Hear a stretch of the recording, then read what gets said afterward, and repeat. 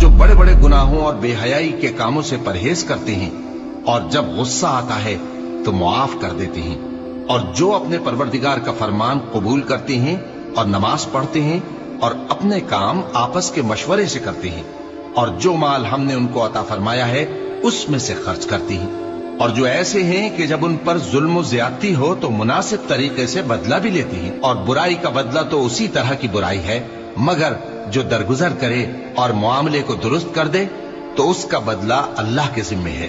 इसमें शक नहीं कि वो जुल्म करने वालों को पसंद नहीं फरमाता। और जिस पर जुल्म हुआ हो अगर वो उसके बाद इंतकाम ले ले तो ऐसे लोगों पर कुछ इल्जाम नहीं।